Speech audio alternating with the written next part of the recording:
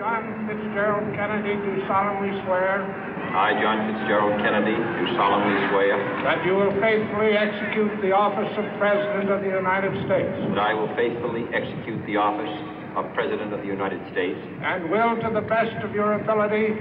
And will, to the best of my ability. Preserve, protect, and defend the Constitution of the United States. Preserve, protect, and defend the Constitution of the United States. So help you God. So help me God.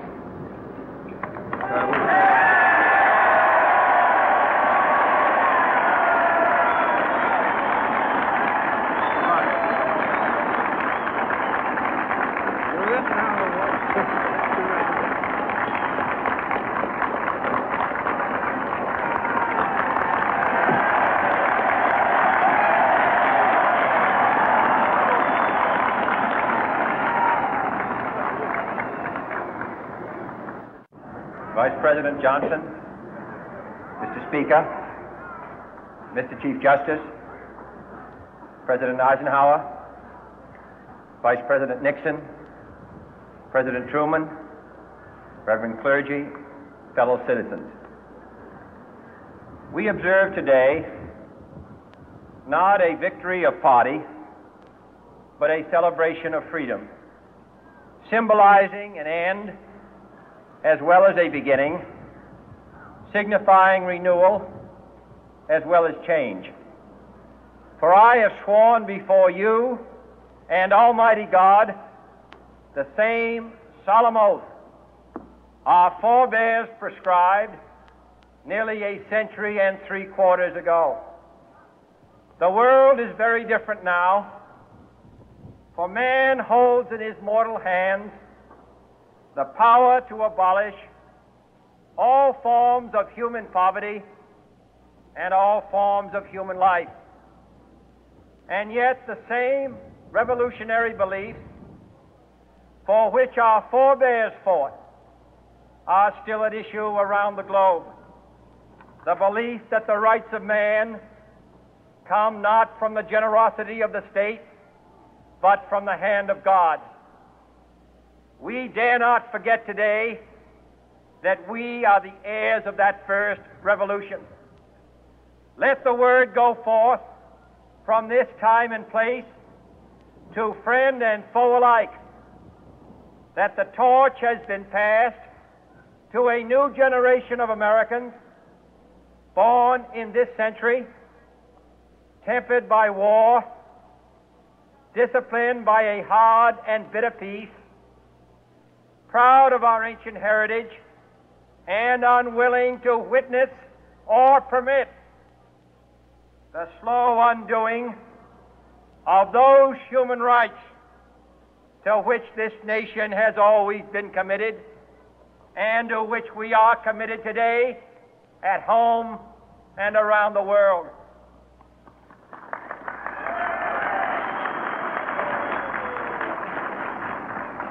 Let every nation know, whether it wishes us well or ill, that we shall pay any price, bear any burden, meet any hardship, support any friend, oppose any foe to assure the survival and the success of liberty.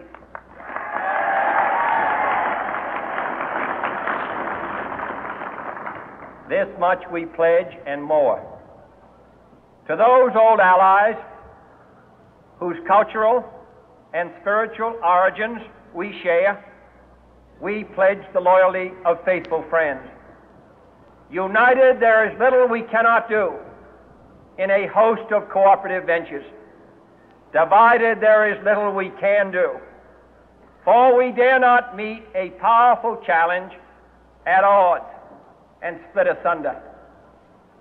To those new states whom we welcome to the ranks of the free, we pledge our word that one form of colonial control shall not have passed away merely to be replaced by a far more iron tyranny. We shall not always expect to find them supporting our view, but we shall always hope to find them strongly supporting their own freedom, and to remember that in the past, those who foolishly sought power by riding the back of the tiger ended up inside.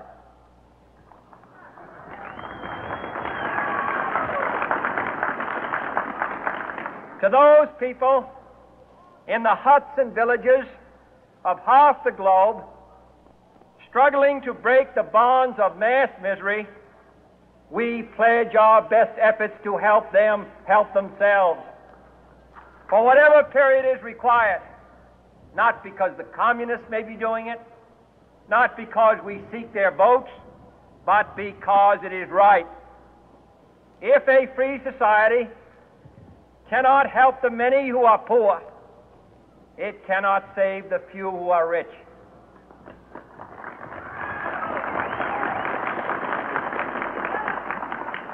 To our sister republics south of our border, we offer a special pledge to convert our good words into good deeds, in a new alliance for progress, to assist free men and free governments in casting off the chains of poverty.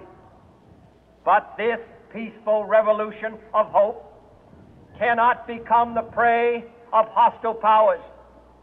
Let all our neighbors know that we shall join with them to oppose aggression or subversion anywhere in the Americas.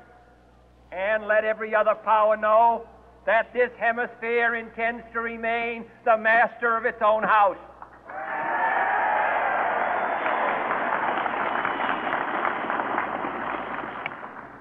To that World Assembly of Sovereign States, the United Nations, our last best hope, in an age where the instruments of war have far outpaced the instruments of peace, we renew our pledge of support to prevent it from becoming merely a forum for invective, to strengthen its shield of the new and the weak, and to enlarge the area in which its writ may run. Finally, to those nations who would make themselves our adversary, we offer not a pledge, but a request that both sides begin anew the quest for peace.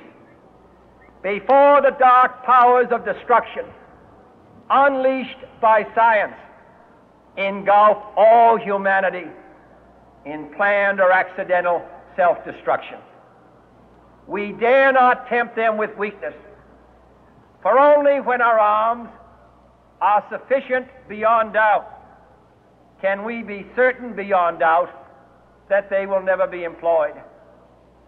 But neither can two great and powerful groups of nations take comfort from our present course, both sides overburdened by the cost of modern weapons, both rightly alarmed by the steady spread of the deadly atom, yet both racing to alter that uncertain balance of terror that stays the hand of mankind's final war. So let us begin anew, remembering on both sides that civility is not a sign of weakness, and sincerity is always subject to proof. Let us never negotiate out of fear, but let us never fear to negotiate.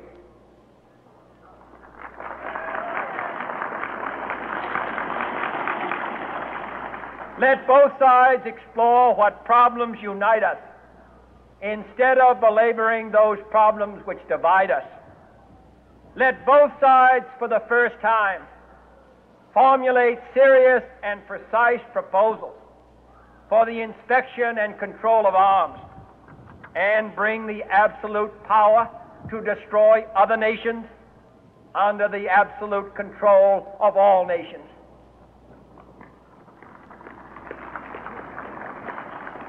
Let both sides seek to invoke the wonders of science instead of its terrors. Together, let us explore the stars, conquer the deserts, eradicate disease, tap the ocean depths, and encourage the arts and commerce.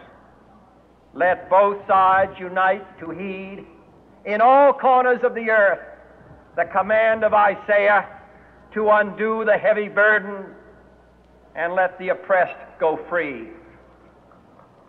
And if a beachhead of cooperation may push back the jungle of suspicion, let both sides join in creating a new endeavor, not a new balance of power, but a new world of law, where the strong are just and the weak secure and the peace preserved. All this will not be finished in the first 100 days, nor will it be finished in the first 1,000 days, nor in the life of this administration, nor even perhaps in our lifetime on this planet. But let us begin.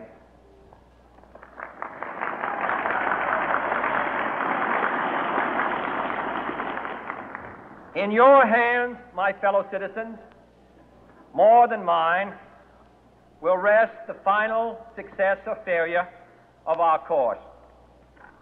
Since this country was founded, each generation of Americans has been summoned to give testimony to its national loyalty.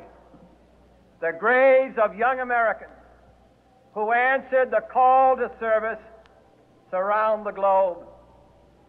Now the trumpet summons us again, not as a call to bear arms, though arms we need, not as a call to battle, though in battle we are, but a call to bear the burden of a long twilight struggle, year in and year out, rejoicing in hope, patient in tribulation, a struggle against the common enemies of man, tyranny, poverty, disease, and war itself.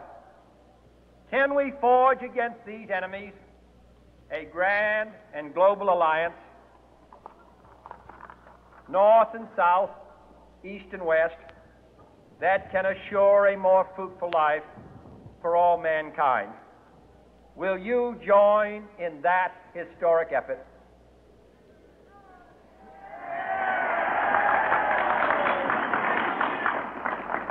In the long history of the world, only a few generations have been granted the role of defending freedom in its hour of maximum danger.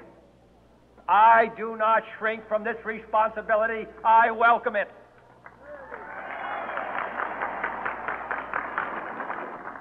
I do not believe that any of us would exchange places with any other people or any other generation. The energy, the faith, the devotion which we bring to this endeavor will light our country and all who serve it. And the glow from that fire can truly light the world. And so, my fellow Americans, ask not what your country can do for you. Ask what you can do for your country.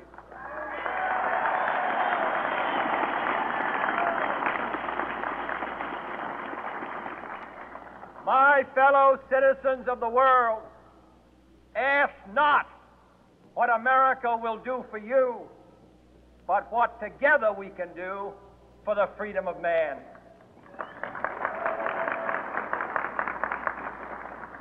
Finally, whether you are citizens of America or citizens of the world, ask of us here the same high standards of strength and sacrifice which we ask of you. With a good conscience, our only sure reward, with history the final judge of our deeds, let us go forth to lead the land we love, asking His blessing and His help, but knowing that here on earth God's work must truly be our own.